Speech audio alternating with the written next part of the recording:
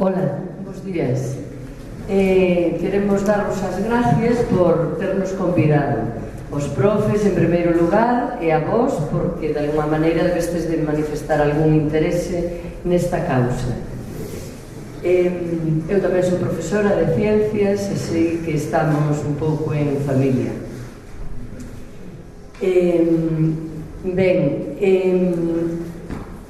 Eu agradecinlle moito a Ana que fixese esta invitación, porque esta plataforma en realidade engloba a colectivos e a xente de toda a redonda da Serra do Galiñeiro. Evidentemente, vir a Beade a falar disto, pois para nós danos moita satisfacción, pola razón de que os máis próximos son os que máis deben coñecer o lugar e son os que poden defendelo, non a xente que vive lonxe, evidentemente. Vedes que os integrantes da plataforma son como 40 colectivos que hai aí, de todo tipo. Non é de grupos ecologistas exclusivamente, hai propietarios dos montes, que son as comunidades de montes, asociacións de veciños, outras asociacións culturais, deportistas, esas asociacións, moi variado. E despois que saibades que conforman a plataforma persoas a título individual. Calquera persoa que quere traballar nesta defensa, por esta causa, simplemente forma parte da plataforma, máis nada, só ten que querer comunicarse con nós, poñerse en contacto e xa está. O sea que calquera persoa ou colectivo pode formar parte, sempre que defenda a causa que defenda a plataforma, evidentemente.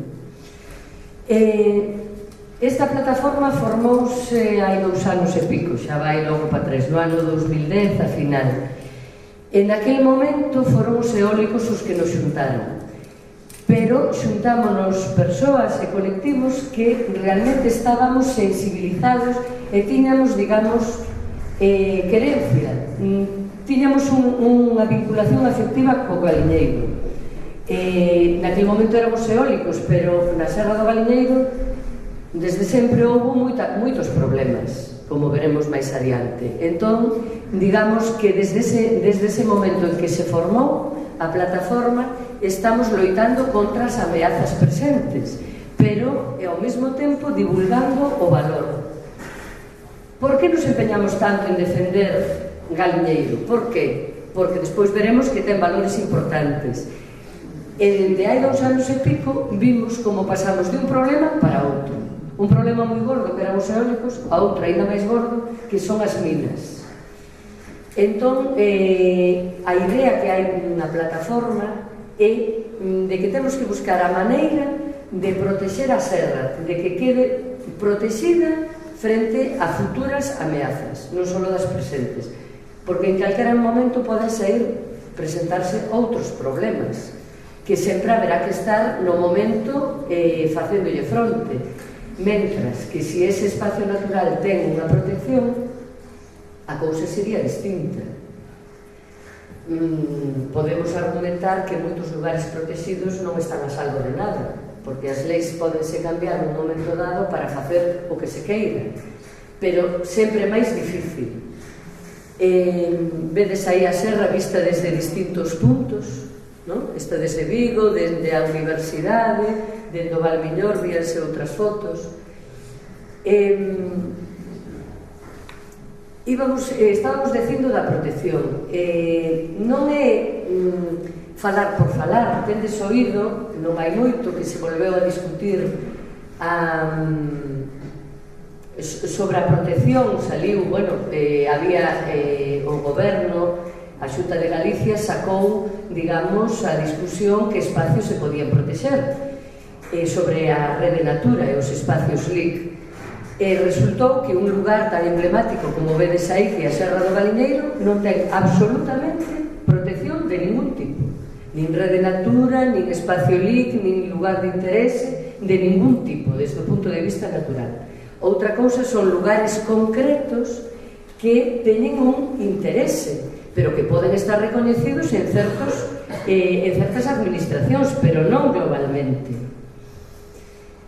Aí vedes que os valores son de moitos tipos. xeolóxicos e paisaxísticos o primeiro. A Serra do Galiñeiro vese desde moitísimos lugares, non só dende Galicia, dende o Valmiñor, dende a Lourinha, sino que se ve dende moito máis longe, con ese perfil tan característico debido ás rochas que ten. E debido ás rochas que ten, agora ten o problema que despois exporemos máis adiante. Son unhas rochas que se chaman neises, que os que estudiades por ciencias sabedes, é un ortoneis, os que non sei se estudiades aquí xeoloxía, é abundante nun mineral que se chama piorequita.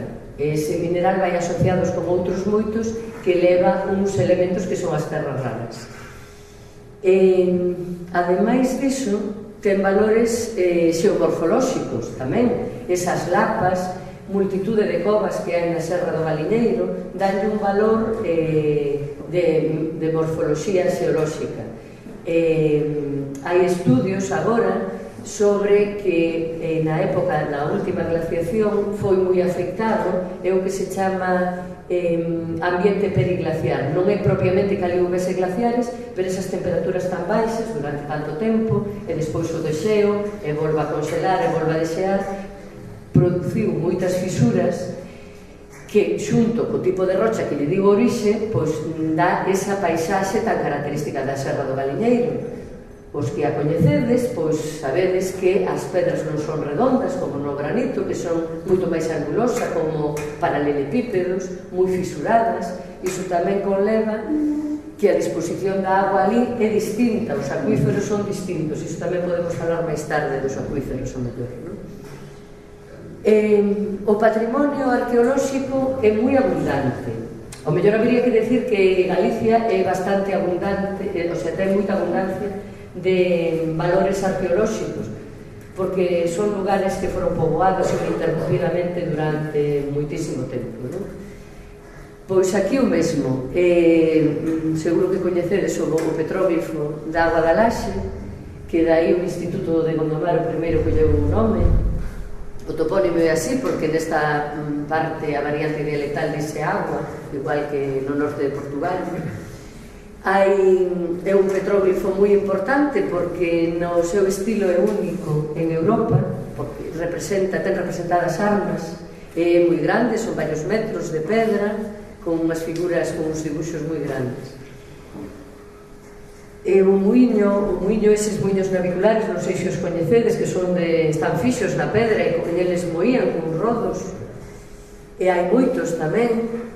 Aí onde pon Lagoa dos Bromúns hai unhas mámoas, pero como en tantos sitios as mámoas están violadas, están desaparecidas, pero recoñécense na paisaxe, non? Así eses saltos en forma de mama, de teta, non? A parte do patrimonio arqueolóxico, evidentemente ten un valor naturalístico, tanto de fauna como de flora. Aquí podríamos indicar que, ou aclarar, non sei se vos isto que idea tendes, non temos aquí ninguna foto, mira, que teríamos que meter unha. A Serra do Galiñeiro é a continuación do Monte Aloia. Xeográficamente é a mesma serra, empeza no Monte Aloia e remata aquí na Universidade. Xeográficamente é a mesma. Ocorre que o Monte Aloia non só é parque natural, sino que é o primeiro parque natural de Galicia, pero por estas cuestións, digamos, políticas que ocurren naquele momento, pois era un lugar así emblemático, porque tiña moi boas vistas, porque non había ninguna alteración ambiental, pero, bueno, a vegetación que había ali era maiormente plantada por un enxeñeiro de montes, que era Areses, non? Unha persoa de Tui, pois, con moita querencia coa Loia. Entón quedou protegido. Por qué?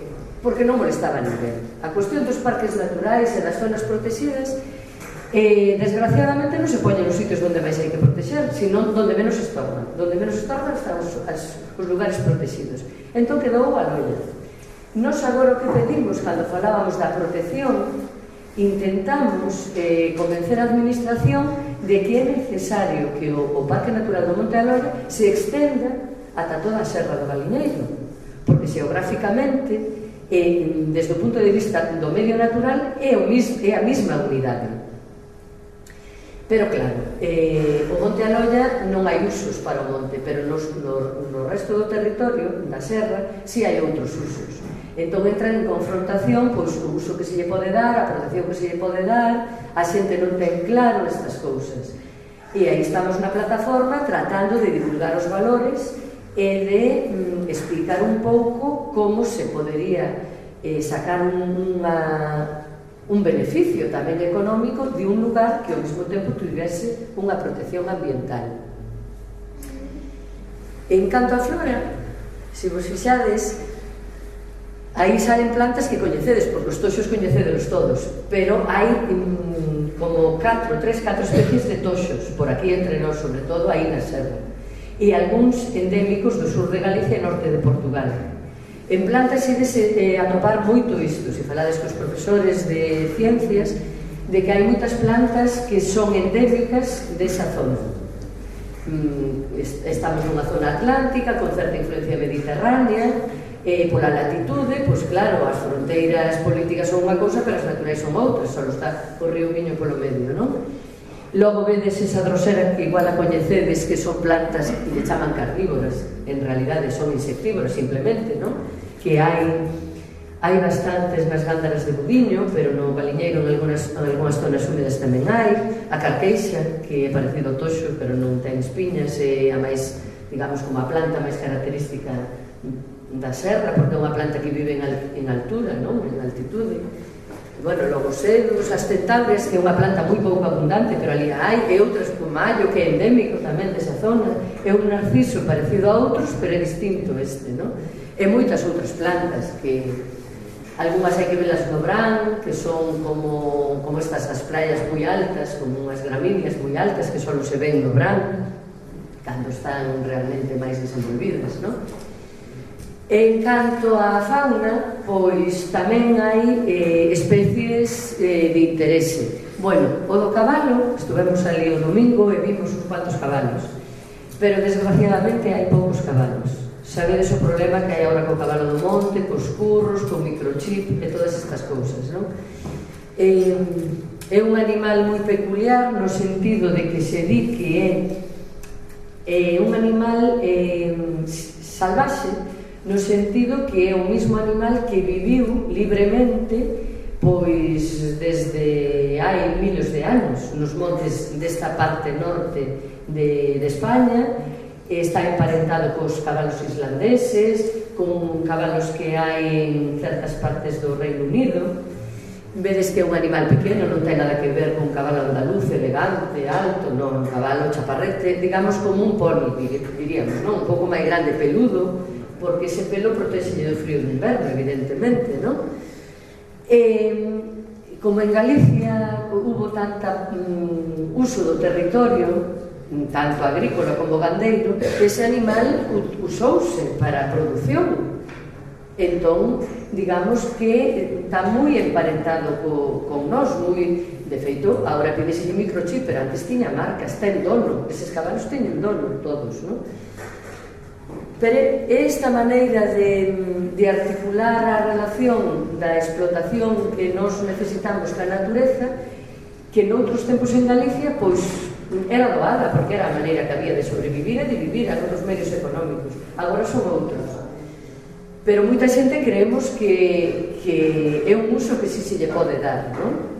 Ven para disfrutar del, ven como carne, que é moi rico o cabalo, que a administración debería proteger este animal e non tratar de diezmalo como están facendo ahora na Serra do Suído, porque realmente hai outros intereses ocultos detrás disso, que os cabalos estorban, e entón mellor deixar un monte libre para poder instalar moinhos eólicos, canteiras, minas, etc. E non que haxa xente con intereses no monte que frene iso. Aquí hai unhas imaxes do patrimonio histórico, xa un patrimonio arqueolóxico, pero xa máis reciente, non? Que, bueno, todos coñecedes en todas partes, muiños, non? E camiños, como hai aí, non? Estas sendas, estes camiños que había antes, que agora non resultan tan bonitos porque xa todos son de asfalto, non? Pero, non sei se coñecedes, a primeira foto de arriba a esquerda é a muralla, a la chaman a muralla, que hai nas callas do Galiñeiro, que é na zona de Vincios, e hai outra muralla no Aloia, que é no outro extremo, non? Hai dúas murallas semellantes.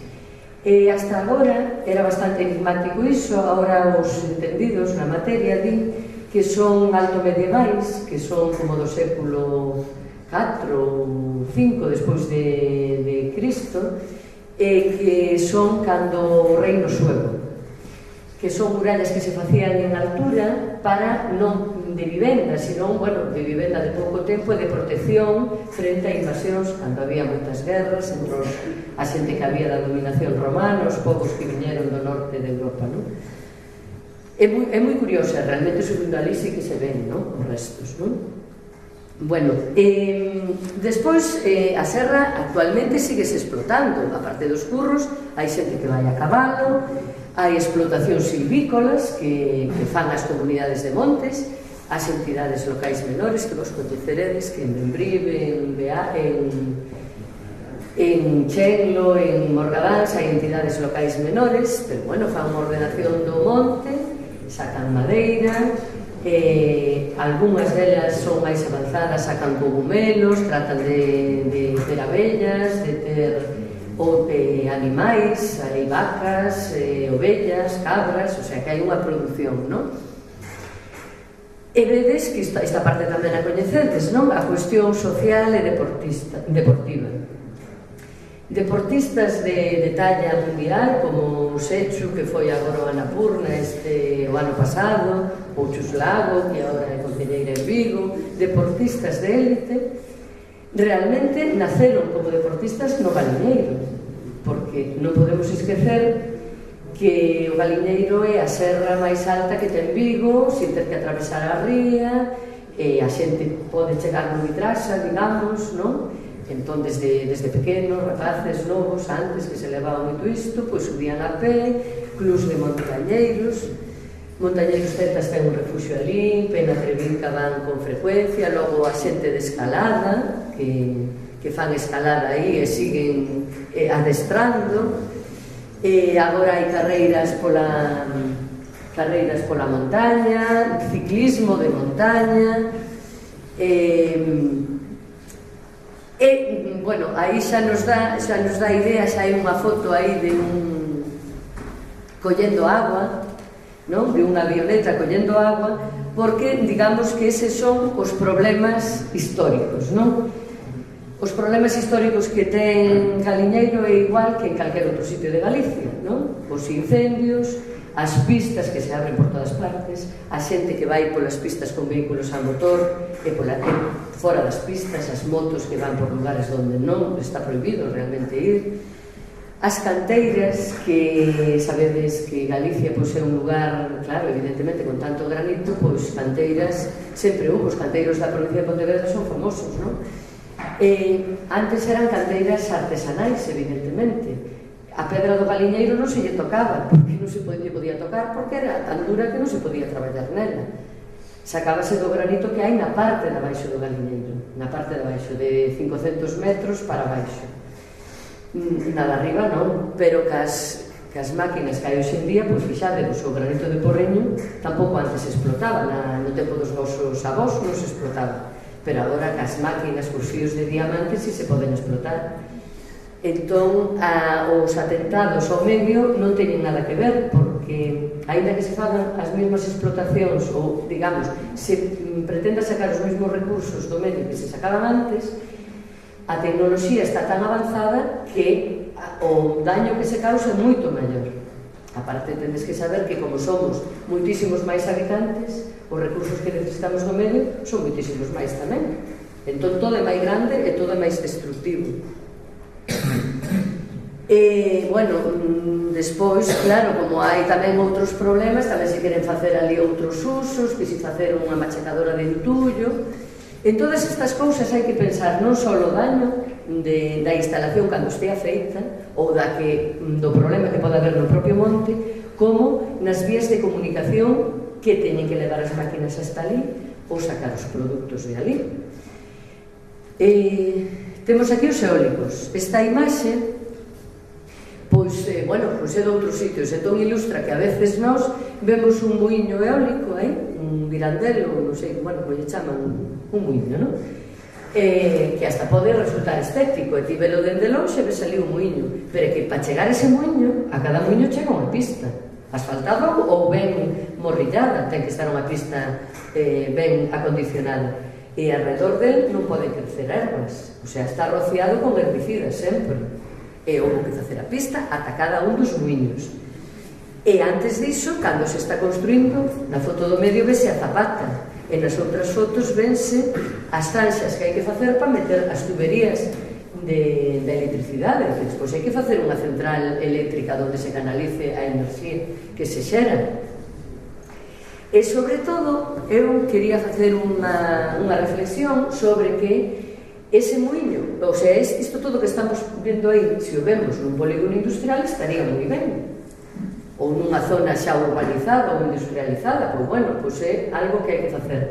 O problema é que os muiños eólicos en Galicia están no alto das montañas, porque se pos nos baixos, o alto xa che tapa o vento. Non é un lugar como Holanda, que é un país sin montes, entón, como está todo chan, onde poñas o muiño xa lle dá o vento. É un problema diferente. Aquí están os altos das montañas. E os altos das montañas en Galicia é o único sitio onde ainda se conservaban os lugares naturais, porque todo o resto de Galicia sempre estuvo explotado e usado pola xente. Entón, quere isto decir que os únicos lugares de interese natural que quedaban borráronos casi dun plumazo con 20 anos que levan os eólicos. E o único que lle queda por colocar é nesta parte sur. Non sabería explicarvos moi ben por que nesta parte sur. O mellor, porque aquí hai xente que defende o territorio. En moitos lugares poñen os eólicos e como non hai xente a vivir, pois poñen os eólicos. E hasta hai aldeas onde quedan agradecidos que lle poñen os eólicos porque lle abriron unha pista. E así xa cando eles queren ir por ali, en vez de haber silvas ou mato, pois hai pista. Non é o caso de aquí, que temos moi poucos lugares virxes aínda, como é a Serra do Galiñeiro. Entón non estamos dispostos a que nos destroce o pouquísimo que queda, non? Que sería o Galiñeiro, a Groba, o Galleiro, as Montes do Borrazo, o que vemos alrededor é o único que queda, porque todo o demais, xa sabedes o que son, cidades, urbanizacións, polígonos industriais e vías de comunicación, non? Entón, nestas levamos desde o ano 2010, non? E que facemos? Que facemos? Porque xa vos dixen que nacemos polos eólicos, pero nós xuntámonos, digamos, todos os colectivos que fomos ali, xa sabíamos do problema que había na Serra do Galiñeiro. E naquele momento que nos xuntamos e formamos a plataforma, xa sabíamos que non iban a ser os eólicos o único problema, pero, desgraciadamente, díronos a razón con creces, non? Aquí vedesnos nunha andaina, ali Ferrín que nos deu o manifesto noutra andaina, ali a outra onde Comunita estábamos nun curro de Morgadáns explicando. Isto foi moi bonito un día que os ciclistas, eu penso que do Valpiñón maiormente, non? Varios, bueno, de todo onde fosen, pero ali agrupáronse. Isto é na Chan de Prado, moi cerca da entrada do Arolla. Fixeron un domingo de ciclismo polo monte. Isto é unha vez que estuvemos no Club Faro de Vigo, pois facendo unha xornada sobre aproveitamento do monte. Bueno, aquí creo que foi unha explicación sobre unha xornada sobre a problemática dos eólicos. Pero temos feito máis xornadas pois sobre aproveitamento do monte, onde veu xente de outras comunidades de montes explicando o seu labor, e dándonos ideas para o que se podría facer. A foto está na oscura porque pasaba como hoxe non podía haber luz ali. Por suposto, andainas imos agora ca cuarta. Esperamos que vallades. É o domingo 21 de abril. Cada andaina facémola por un sitio distinto da Serra do Galiñeiro, porque é grande dabondo para... Vamos na cuarta e temos que facer moitas máis. Temos feito, outras xornadas onde se explica, por exemplo, sobre as covas, o interese das covas do Galiñeiro, outras, vamos a ver, pero temos feito máis xornadas deste tipo. recollida de asignaturas, por suposto, temos feito. Mira, esta é a primeira andaina que fixemos, que chovía e subimos arriba. Isto é casi no cumio. Na segunda ou na terceira fixémola polo encoro de Zamáns, onde era un lugar moito máis esparcido, con agua. Esta é a segunda andaina, penso. Viñamos dentro a Lolla ata Vincios. A terceira foi polo encoro de Zamáns, e agora a cuarta vai ser por Erville, Zamáns e ata arriba, e dentro o Parque Forestal de Zamáns. Estes son xente de Vincios que pola súa propia conta xa se empezou a mover moi escandalizados, porque é unha parroquia que lle colle moito monte. Este Manolo Rivas, que nos acompañou na terceira andaina, e moitos poetas que fixeron poemas para a ocasión ou que tiñan poemas e os recitaron. Vemos que o mundo da cultura está con nós e que nos apoia. Isto é na universidade, recollendo asignaturas contra o polígono eólico, porque o polígono eólico xa deu un paso adiante no sentido de que a empresa sí presentou un proxecto para facer o polígono eólico. Recollemos 8.000 asignaturas que están, alegacións, que están aí nesas caixas. Ese é o día da entrega ali no registro da Xunta. Esperemos que con toda esta 8.000, son 8.000 persoas que redactaron, escribiron e asinaron e entregaron a súa alegación en contra deste proxecto. Ferríndonos os seus escritos, que eu creo que vos gustaría ler.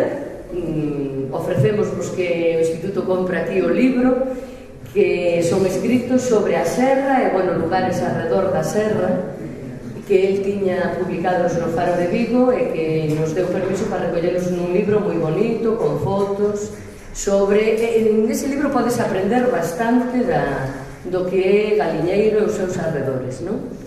E decíamos que cando xa nos dispoñíamos, bueno, que parece que tiñamos bastante encarrilado o do eólico, que van quitar as primas, que pode ser que as empresas eólicas non lle interese tanto poñerse en calquera sitio, sobre todo se ten unha oposición dos veciños, que é o máis importante.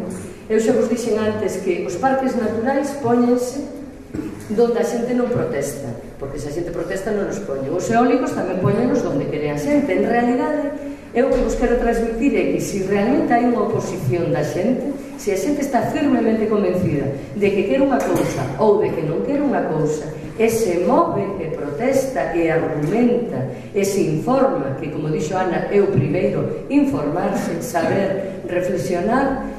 A administración xa tería que ter unha actitude moi dictatorial para facer fronte a isto. O peor, como di un dito, é o silencio. É o silencio da xente, non as voces dos que queren destruir, sino o silencio dos que non queren destruir, pero tampouco moven un dedo. Entón é moi importante a movilización. Eu falo-vos desde unha plataforma que estamos organizados, pero a movilización é en calquera campo. Se unha persona realmente está en desacordo con algo ou quere algo, ten que moverse e que esa voz lle chegue a quen nos goberna. Esta é o mapa de Galicia, que non sei se estará actualizado de todo, cas cuadrículas mineiras. Vedes que en toda Galicia hai terreo mineiro. E que saibades, que falaba antes co vosso profesor, que en España os propietarios da superficie do terreno, eu teño un solar, unha finca que sexe, non somos propietarios do subsolo, que en Estados Unidos si son. Entón eu podo ter isto ser meu, pero se debaixo hai ouro, a min expropiamo e sacan o ouro, e o ouro non vai ser beneficio para min, nin ouro, nin calquera outra cousa, non? E isto que está en marrón é a futura área de terras raras que a Xunta de Galicia acaba de ofertar agora no mes de febreiro. Aquí non nos situamos moi ben, pero eses puntos encarnados que hai en riba xusto do marrón é a Universidade de Vigo. E a parte final do marrón é donde empeza o Monte Aloia. O sea que fixarmos desde a Universidade ata o Monte Aloia, a parte da esquerda é Vincios e a parte da dereita é Mosende e Chenlo, no Porriño. O sea, todo iso son 32 hectáreas que oferta a Xunta de Galicia para explotación de terras raras. E temos outra foto que é esta, que iso xa colleu tamén para explotar terras raras unha empresa de Sudáfrica, un bono capital. Xa saliu no mes de setembro ou novembro que fixemos nos alegacións contra isto. Esta empresa é a que explota os diamantes de Sudáfrica. A empresa en realidade ten conexións con a base debe ser en Canadá. Hai moitas empresas mineiras da minería de agora de alta tecnoloxía en Canadá. En Galicia non hai empresas con esa tecnoloxía. O das terras raras puxemos a táboa periódica, que aquí haberá estudiantes de ciencia, supoño, non? E que estes elementos de abaixo, os lantánidos e os actínidos, que non nos estudiábamos porque eran raros, non? Pois resulta que agora van a ser os que máis estudiamos de todos, non? Porque estes que hai na fila dos lantánidos, o celio, prosodimio, terbio, lutecio, itrio, todos estes, xunto con algúns que están arriba, escandio, itrio, o itrio está arriba, o lutecio, bueno, outro está arriba, o lutecio, non? Estes son os que conforman as terras raras, que xa se sabe delas dende hai tempo, pero ata agora, pois non valían para nada, e hainas en poucos sitios. Non valían para gran cousa, ainda que, bueno, xa se viñan usando dende hai décadas, pero non como agora, que se usan para todo isto que nos creíamos que isto iba a ser a panacea, que nos iba a sacar xa de todos os males ambientais, porque íbamos a ter enerxía solar, íbamos a ter enerxía eólica, íbamos a ter, bueno, xa non usábamos papel porque íbamos a escribir en ordenadores e todo isto, estas pantallas táctiles, todas estas funcionan con elementos, están fabricadas con elementos que se sacan dos minerais que se chaman terras raras. Entón, donde hai terras raras, hai que ir a por elas. Sobre todo porque a xente, como esa foto, ¿no? Que non é nosa, que a sacamos de algún sitio, a xente concursa, ¿no? Con isto. A xente, en canto ten un teléfono que xa che dan outro polos puntos máis novo, pois xa te desfaz daquela e colles outro, claro. E aquel vai para reciclar. Iso é o que decimos todos. Non sabemos onde se recicla. Non sei se estades enterados que o sitio mellor onde se recicla é en Cana. Ali un río que había, que agora xa non é río, e os nenos, rapaces da vosa edade, que están no medio daquele entullo todo, collendo o que vale algo que lle volvemos comprar nós. Pero ali é a reciclaxe, todo por ali. Está prohibido, mandanos para lá, pero mándese como elementos de segunda man, ¿no? Como que van para ser un segundo uso. Non é segundo uso, é para que eles teñanos ali amoreados, eles saquen o que poidan e nós o compramos a precio barato, ¿no? Vedes para isto debe ser unha cabina dun avión, para pezas dos propios moinhos eólicos, para as luces de baixo consumo, bueno, sobre todo estas pantallas, non? Os LEDs. Para todo usos, para todas estas cousas de tecnoloxía punteira, sí se usan para os discos, se usan estes elementos. Con tan mala pata que a Serra do Valiñeiro, por estas rochas que vos decía, o Neis de Ribequita, ten estas terras raras. Mirade, iso que temos aí, Tradium, é unha empresa de inversión, é dicir, no teu propio, ti cando entras en internet, se eres unha persoa que está habituada a buscar terras raras ou cousas desas, sabedes que cando volvedes a abrir saevos máis ou menos no espectro que vos buscades, porque os que ofertan iso saben, no? Que se eu me dedico a ir ali a mirar roupa, pois cando volvo a abrir ofertan roupa, pois isto son ofertas que sacan. Tradium é unha empresa que se dedica información para inversores privados. Entón, se ti tens diñeiro, en vez de comprar un piso, que agora o piso non vale para nada, para que vas comprar un piso, non? Meter o diñeiro no banco, pois tampouco, porque igual queda sin él, pois invertelo en terras raras. Entón, esas terras raras, ti compras tanto, porque teño tanto diñeiro, compras tanto, e gardanchas en Alemania, non? Que por algo nos goberna Alemania, non?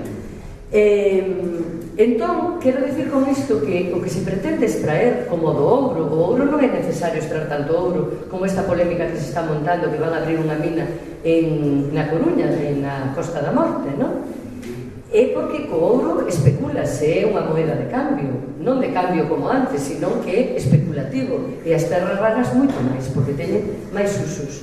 Entón, pois podes extraer, ti gardalas aí, en Alemania, que é un bo sitio para gardalas, e cando faga falta, pois ti véndelas ou non as vendes, como moitas cousas que a xente invertiu e despois hubo unha caída de valor e quedou sin o invertido. pero que saibades que é, sobre todo, especulativo. Non é só o que faga falta, sino que se explota a un precio máis baixo, porque si realmente se puxeran a explotar esas minas restaurando ou facelas subterráneas, sería tan caro que non compensaría facer esas explotacións.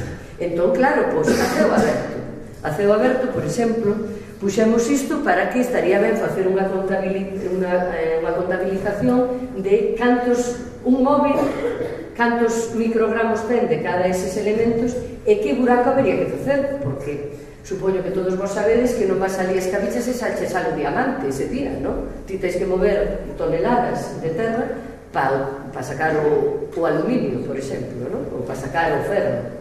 Hai que facer moito movimento de terras, non? Deste tipo, que despois din que a restauran e algunhas delas mellor que non a restaurasen. Vedes, isto que ven, isto en Perú, claro. Vos tendes que pensar que nós somos o norte de África, somos o sur de Europa e tamén somos o norte de África, non? E iso é xeográfico, climatolóxico, político, social, en todos os sentidos, non? Entón, nos momentos de crisis, xa sabedes a que países rescatan, non? Entón, pois, nesa mesma línea van este tipo de explotacións. O máis grave de todo é que o noso goberno, na súa páxina da Consellería de Industria, ten un lema que di: Galicia é unha mina, podedes entrar.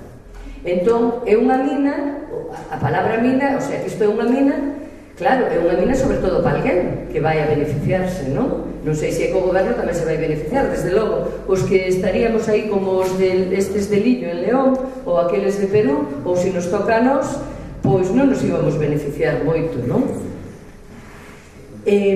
Sobre todo porque isto é imposible de restaurar de todo punto, claro. Outra cousa é que o galiñeiro desaparecería físicamente. E despois que isto tamén é no altiplano dos Andes, non? Polo gorro que levan o ter. E despois porque os que nos gobernan e teñen interese en que Galicia sexa unha mina, e as empresas, que ademais son de calquera sitio, non?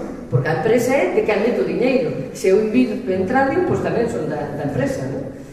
Estas empresas fan a contabilización do beneficio que queda aquí polos postos de traballo que crean ali cando están excavando, que pode ser 5 anos, 10 ou 15 ou 2, non? Que esas empresas normalmente collen daqui uns empregados e outros traen de onde lle conveña a eles, ben porque estén máis especializados cualitativamente, non? En técnica, ou porque sexa man de obra máis barata. E despois nunca botan a conta do que se destroza, porque onde está ese buraco antes había algo enriba, non? Ou había vacas, ou había casas, ou había unha explotación que daba un diñeiro, unha produción económica. E despois hai unha cousa que non se contabiliza ata agora que se empeza a ver economistas realmente modernos que contabilizan o que se perde destruindo o bosque, destruindo a paisaxe, destruindo a agua, porque no caso do galiñeiro a agua das parroquias que van tanto para a Louriña como para Valmiñor, a agua sale dali. Esas minas, a maneira de funcionar delas é altamente contaminantes, e ainda que non o fose, solo como ver as terras quedaríamos sin agua. Esa contabilidade non a fan, despois terían que abrir unha presa moito máis grande alá no subido, como ven a de Vigo, que ven de Fornelos, ven agua para Vigo, pois habría que facer outra máis grande ainda máis longe, con todo o transporte. Todas esa contabilidade non a ven. Son economistas pois desa maneira, que, bueno, eu creo que un exame normal suspendería, non? Porque só contabilizan unha parte que lle interesa. Pero, bueno, resulta que a macroeconomía funciona así, con esas contabilidades a medias. Esta que a puxemos aquí neste cartaz, temos aquí o cartaz da andaina, despois se queredes mirar o percorrido, puxemos esa foto, porque nos parece que, como Galiñeiro, un sitio alto, aillado, que esa foto estaría ese de outro sitio, pero que daría un pouco da idea, non? No que se convertiría, non?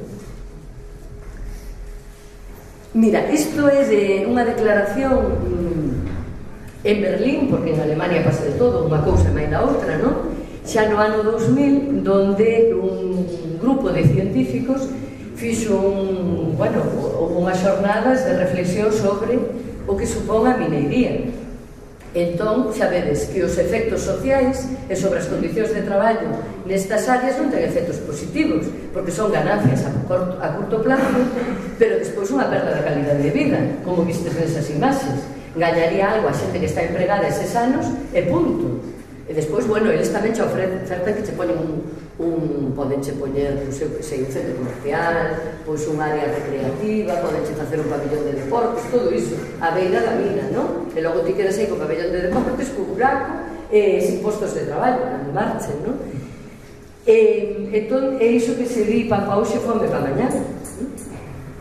E vedes que en todas partes hai como a nós, pois xente con pancartas, porque a minería a ceo aberto era unha cousa como xa en desuso, ata agora en desuso, porque é tal o atentado non só ecolóxico, sino social para a xente que vive ali, que as minas xa se facían subterráneas.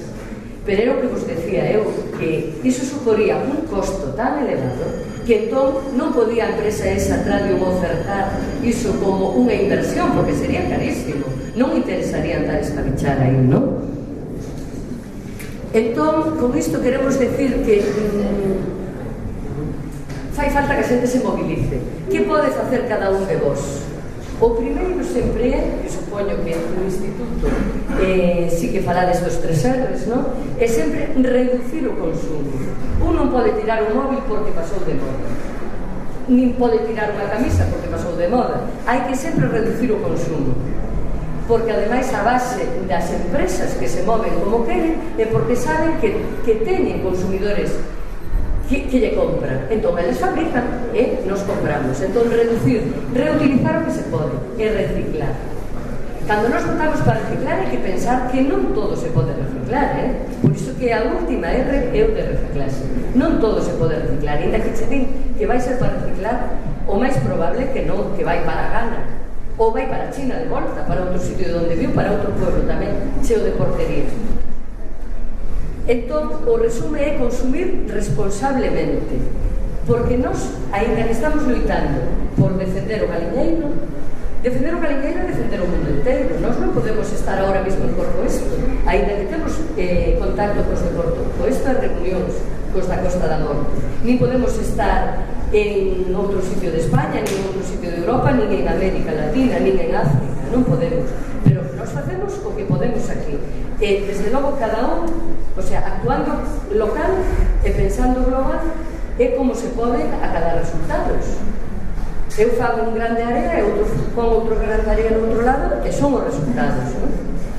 Entón, bueno, pues, participando nas andainas é unha maneira de que a administración vexa, oi, hai moita xente loitando polo galiñeiro, ou facendo paseos pola serra informándose para despois ter unha opinión e divulgar iso, divulgar outra xente, ou levando unha camiseta que vendemos, ou pegatinas, ou un libro, todo iso colabora. E nos, xa remato, en nos momentos como este que estamos ante unha andaina, pois pegando cartaces ou repartindo trípticos, entrando na página web, vos mismos, nos necesitamos de todo. Sabemos que hai xente como a vos que fai boas fotos, que pode gravar un vídeo, que sabe subir a web, que se manexa moi ben nos ordenadores, na internet, que fai dibuxos, pegando carteles, calquera colaboración, escribindo textos, escribindo poesías, calquera colaboración, vale, calquera, porque realmente somos moi pouca xente a traballar e moita agresión a que temos en riba. Entón eu creo que, bueno, se queredes preguntades algo, non sei se algúns tendes que marchar para a clase. E, bueno, eu quero darvos as gracias á plataforma, porque sodes a xente nova, sodes o futuro, e tamén sodes que anides padecer todo iso, porque os que temos así a nosa idade xa non imos a padecer moito iso, pero vos sí, en todos os sentidos. Gracias.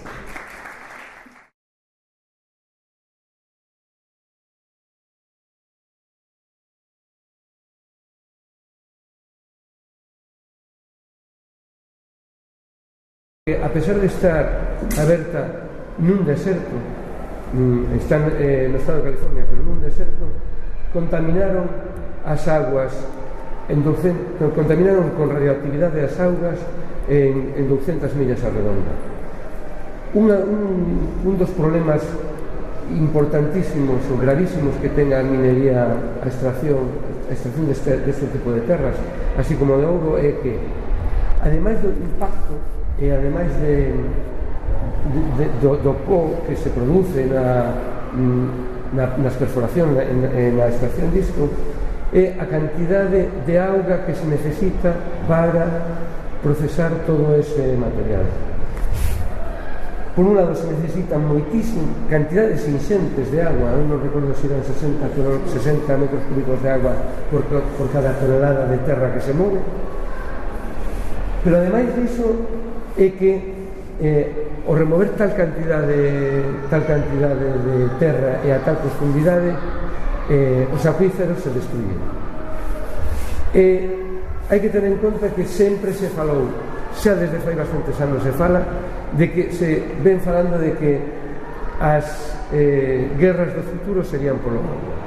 Nos vivimos nunha zoa a ese nivel privilexiada, o sea, vivimos o noroeste peninsular, o de España, ainda hai unha zoa onde ten agua, que realmente era para os americanos o petróleo fai 30 anos, hoxe xa está en total absoluto declive.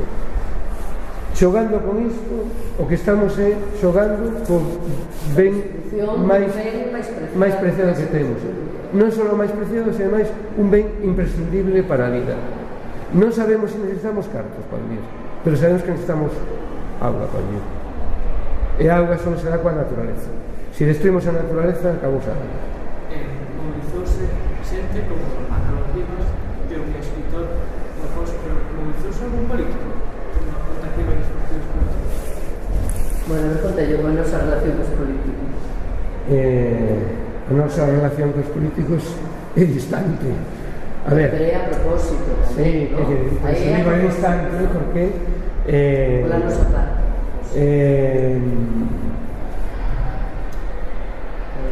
Non sei, neste momento non sei se tal e como está estructurado o poder político, realmente ese poder atende a un interés xeral. Hoxe, cando se falamos dos políticos en xeral, depois, pero cando se fala dos políticos, moitas veces dudamos se realmente o que están defendendo un interés xeral ou están defendendo un interés dun partido ou dun grupo por manterse no poder. Os lobbies económicos, os lobbies financeiros, pasa un pouco como os medios de comunicación, están mantendo ou elevan ou financian partidos. Estamos vendo a nivel nacional unha serie de problemas que se están dando coa descapitalización do Estado, da sanidade pública, do ensino público. Por qué? Bueno, pues porque hai uns políticos, hai unha clase política, hai uns partidos políticos, hai uns lobbies que están dispostos a ceder iso ante realmente un monstro financiero que é o que mantén, consideramos que é o que mantén esas clases, non? Entón, hoxe calquer movimento que pretenda un pouco cambiar a dinámica que levamos, que é unha dinámica total absolutamente destructiva para a maioría dos mortais, non hai moita ou hai medo en apoiarse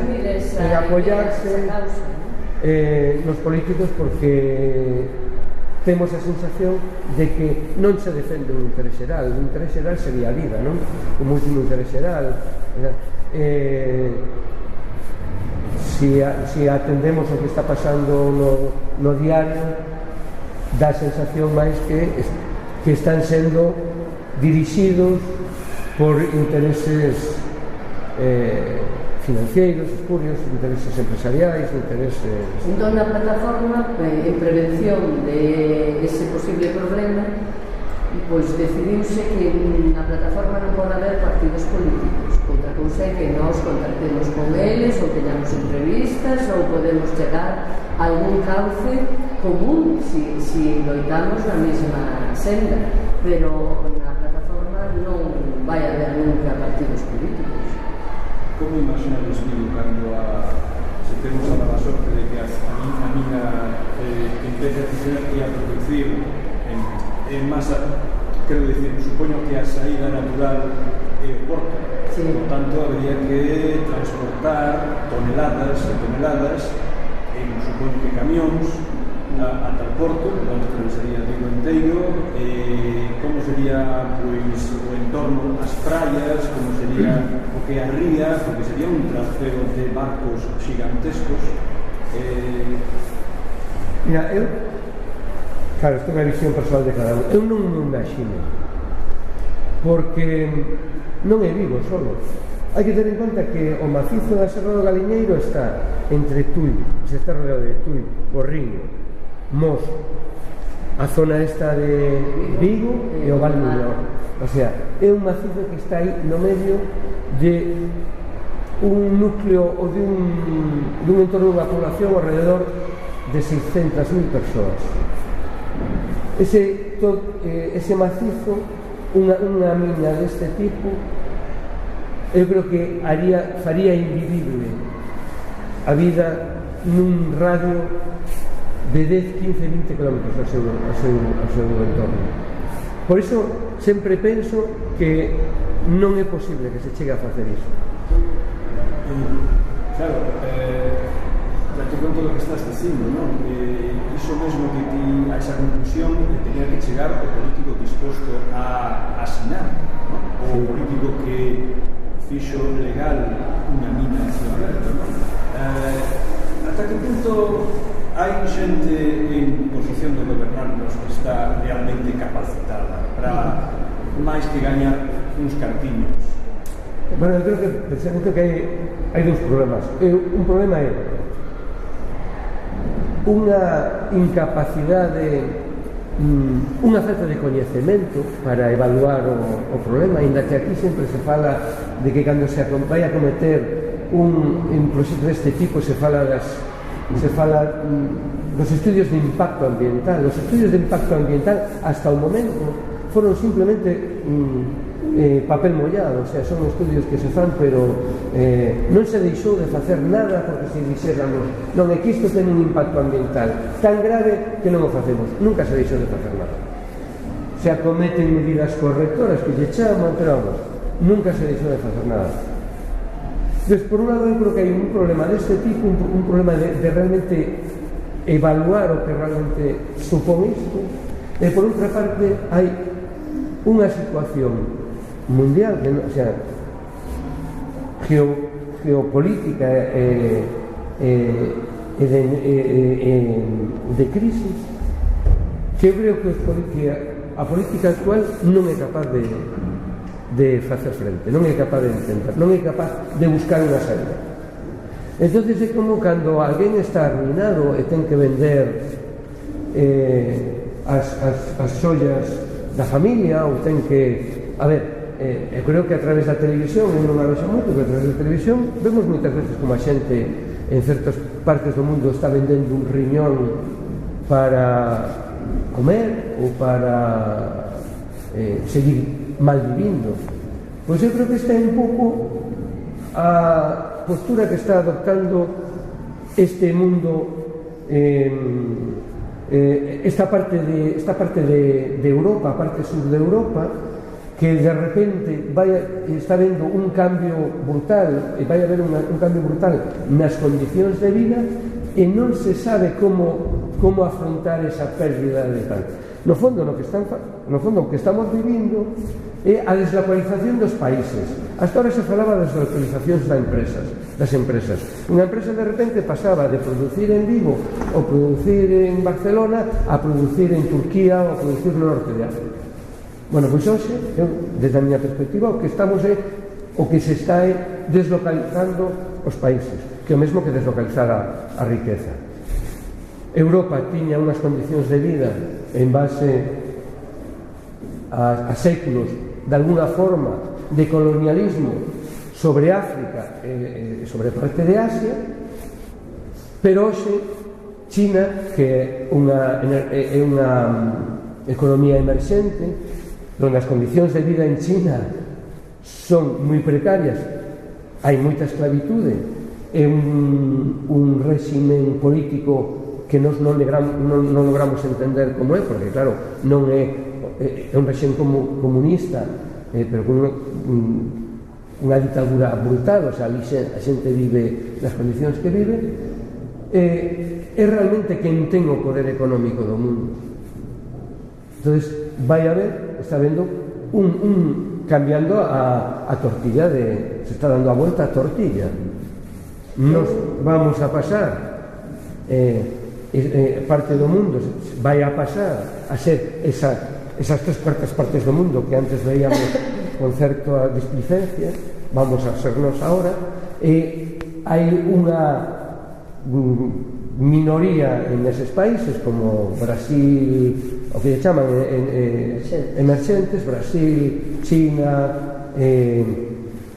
India, que fixaros que de India é unha economía emerxente, sin embargo estamos escuitando todos os días como de repente un grupo de homes entra un autobús e viola a unha muller. Quer dicir que é un grado de contradición tan alto porque entre o poder económico e o desenrolo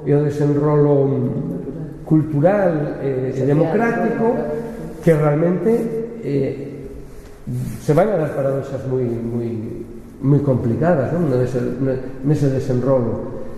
Eu creo que neste momento a política europea non é capaz de verlle salida a ese túnel no que entramos ao longo non é unha cuestión dos últimos 5 anos, isto vende moito máis atrás, vende precisamente, eu entendo, de non haber resolto a tempo a distribución no mundo, de conseguir o equilibrio a base de guerras. Isto é un paso máis dentro dese desfase. Nese sentido, o dos movimentos sociais, como pode ser esta plataforma, eu non auguro, non sei, non son capaz de imaginar como será no futuro, pero dende hai décadas, precisamente Alemania foi moi forte nisto, non? Os movimentos sociais supliron un pouco o lugar dos partidos políticos, non? No centro de Europa, nomeadamente Alemania, pero agora aquí está se vendo que cada vez que temos un problema social moi grande, movilízase a poboación. Entón é como se estas plataformas e movimentos veciñais e sociais colleran o lugar dos partidos políticos. Eu non son capaz de imaginar que é o que vai ocurrir, se realmente a estrutura política como está vai deixar de ser e vai aparecer outra nova maneira de gobernarnos ou non.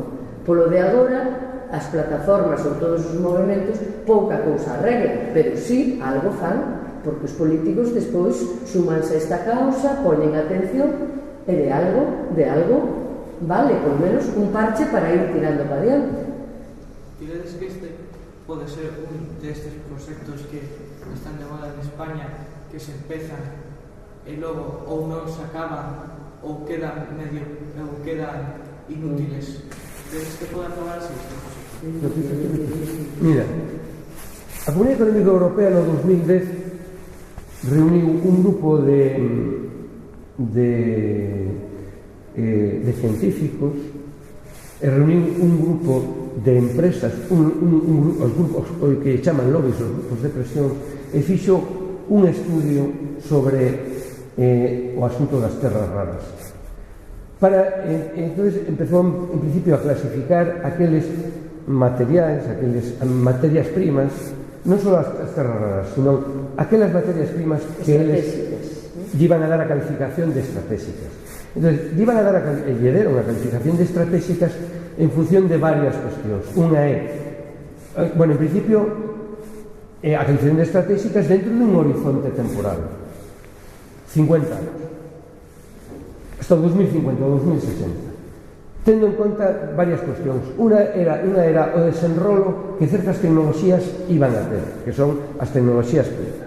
Outra era a reposición que esas materias podían ter por outro tipo de materias, a sustitución por outro tipo de materias, que no caso das terras raras é complicado para as tecnoloxías máis avanzadas, porque as terras raras teñen unhas condicións moi peculiares. E outra é os riscos ambientais que eso supoñían para os países, para os diferentes países. Entonces, en base a iso, pero claro, nese estudio están as propias empresas interesadas. A Comunidade Económica Europea se move neses términos, sempre. É a suma de varias presións. O resultado final é a suma de varias presións. Eu estou convencido que o resultado desos estudios, o primeiro que crea é unha burbulla. O sea, hoxe as terras raras son necesarias, como foron fai 20 anos ou 30 anos, pero non se falaba diso, porque fai 30 anos a economía non era unha economía productiva máis que especulativa, e sin embargo hoxe é unha economía especulativa. Solo está producindo terras raras neste momento China. Entonces, a Comunidade Económica Europea deciden que en Europa que hai que de alguna forma autoabastecerse, que o mismo que vai a pasar é que está pasando co fracking, que é a extracción de gas, ben. Pero claro, iso o único que fai é se poñen en marcha as empresas que o que están buscando un beneficio do seu traballo, e se está facendo prospeccións en todas partes do mundo, porque a nivel español se están facendo prospección en moitísimos sitios, se están facendo prospeccións. Despois se entrará a explotar donde as condicións de vida da xente, a presión social, as necesidades, o sea, quero dicir, se ti vas a comprar un terreno é máis fácil que lo compres ao que está arruinado que ao que non ten necesidade de vender, das condicións económicas deses países. E, claro, a pregunta que a mí me surxe, pero se realmente quen ten os cartos son os chinos, realmente vamos a producir para a propia Comunidade Económica Europea? Se resulta que a economía china pode comprar pasado mañán a un bono capital, que a empresa esta compra o capital de un bono capital, compra esa empresa e xa está. Quer dizer, xa a Unión Europea non ten minas raras, non ten terras raras, porque resulta que o dono das minas que estén aquí son os chinos, pero exactamente igual que no século XIX e XX se estaba extraindo o ouro en Sudamérica, pero as empresas son españolas, eran españolas, holandesas. Quero dicir que se realmente vivimos nunha economía globalizada. Pero entón a pregunta dele é que si se podería deixar as explotacións, porque como é un mercado global, si é máis económico extraílo do outro lado, aquí podes empezar e deixalo. Isto é unha cousa que explica moitos de Corcoesto, porque no caso do ouro é totalmente especulativo. Entonces poden abrir de a mina e antes de rematar a explotación deixar aquilo colgado sin restaurar e sin nada, co problema e marchar, porque se xa o precio do ouro baixa, que é totalmente especulativo, e aquí é unha cousa distinta, pero con todas estas variantes podría pasar calquera cousa. Non, pues, sí, porque isto tamén, casi todo neste momento na economía ten un tanto por cento moi alto de especulativo. Realmente a economía productiva abandonouse. O sea, se gana, as empresas gañan movendo o capital ou que de alguna forma é vendendo desexos a xente. O sea, a xente cambiamos o que é a telefonía móvil inteligente. Por que se produce tanto? Temos tanta necesidade de un teléfono que nos indique onde está o norte, onde está a polar, e que nos este enseñando cando vamos nun autobús por onde baixar a seguinte calle. Necesitamos realmente iso? Posiblemente non, posiblemente nos están movendo, a publicidade está movendo está xogando con nosos desexos, con nosas ilusións. A publicidade non é máis que unha chistera de onde move as nosas ilusións. Entón, efectivamente, creo que dentro das terras raras hai moito de especulación. Hai moito de especulación. E así os precios están subindo dunha forma desaforada. Non habería que producir 2 millóns ou 3 millóns de teléfonos inteligentes como se están producindo e como se están consumindo dunha forma total e absolutamente absurda. As terras raras se poden conseguir por un sistema claro, costoso, como o reciclaxe. De feito, nos países do norte de Europa, en Luxemburgo, hai unha planta de reciclaxe de alta tecnoloxía. Non están furando o seu territorio. O que están poñendo é, de alguna forma, a súa inteligencia, a súa formación, con proxectos de investigación para extraer parte dese material sin ter que destruir. A minería, nos coñecemos a minería en Galicia e en España, cando se acababa, cando aquilo deixaba de ser rentable, as empresas se iban e deixaban un burato aberto. De feito, as minas de aquelas balsas que se abriron e reventaron e chegaron ao parque de Aznalcóllar, eran unhas balsas que levaban de unha empresa de norte de Europa que levaba ali abandonada a moitísimo tempo. Na zona de Asturias hai balsas de cando hubo explotacións de ouro, balsas de cianuro, que se sabe que en algún momento determinado iso pode reventar e pode arrasar todo un val ou un río. Quer dizer que isto é como funcionou sempre a minería e como funcionou en Sudamérica, donde hai movimentos moi potentes de xente loitando contra iso. Eu resumiría dicindo que non sabemos o que pode pasar, pero desde logo sabemos que se non facemos nada estamos entregámonos nos mesmos. Entón, polo menos facer algo en defensa e sobre todo en reflexión, porque o consumo é a base do sistema que despois nos explota e nos pon as minas e os eólicos. Nós somos os que temos a chave do consumo porque somos os consumidores.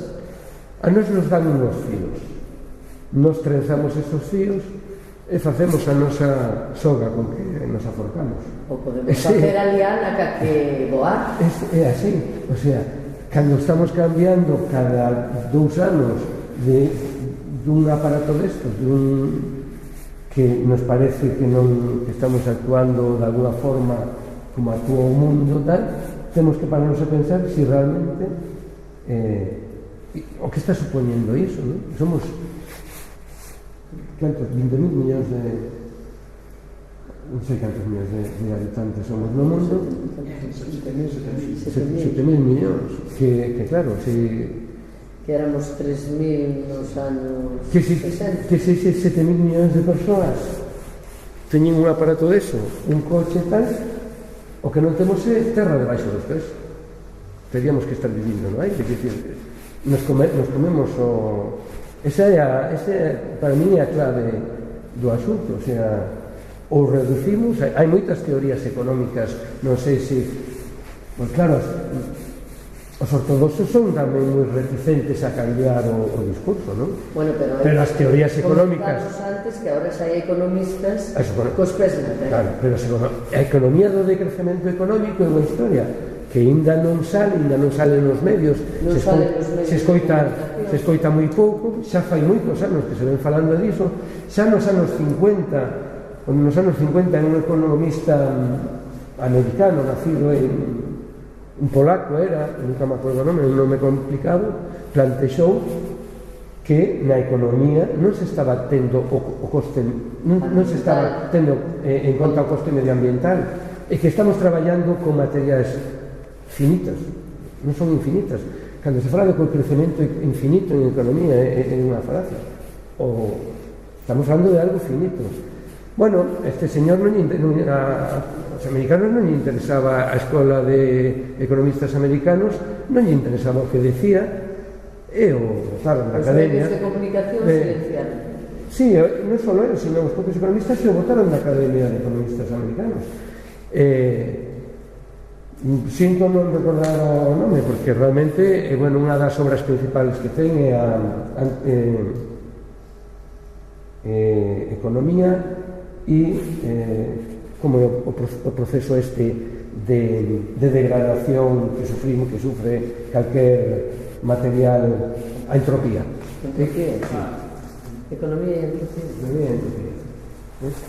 Que plantexa iso, se plantexa o deterioro, a oxidación de calquer proceso. Entón, non sei que isto que estou dicindo xa podedes cortar, porque non se corresponde unha explicación moi pouco científica, non a oxidación e tal, pero vamos, creo que é economía e entropía, non recordo o nome, pero hai xa incluso en España economistas que están falando do decrecemento económico, que ese é creo que si hai que empezar a fixarse, non? Que non supón volver ás cavernas, simplemente supón un consumo responsable de crecer nos consumos de aqueles produtos que non son esenciales para a vida e, sin embargo, noutras zonas onde se dan situacións de pobreza, invertir e ali que incrementar o consumo, pero con un decrecemento do consumo nas zonas desenroladas. As excavacións poderían producir algún tipo de movimento na terra que podería producir algún desprendemento, dañar algunhas zoas poboadas. Bueno, iso non sei se... Claro, iso é posible, non? Noutras minas ten ocurrido. De feito, falase na de Meirama, que é a das Pontes de García Rodríguez. A das Pontes de García Rodríguez, que hai agora ese lago, pois hai bastante discusión entre os científicos que hai unha falla no terreno e que iso pode ter consecuencias, que non estaba previsto que ali houvese un lago. Neste caso aquí, hai que decir que os estudios que fan de impacto ou que fixeron, que nós leemos e alegamos contra ele, é tan malo, tan superficial, que non prevé ningún estudio dese tipo que ti preguntas. Entón non sabemos o que podería ocurrir, porque non se fixa absolutamente ningún estudio. Non sabemos moi ben nin como sería esa mina. Pero evidentemente actuando sobre o terreno e sobre o territorio hai consecuencias que se poden dar que non nos podemos imaginar antes se non se fai un estudio serio.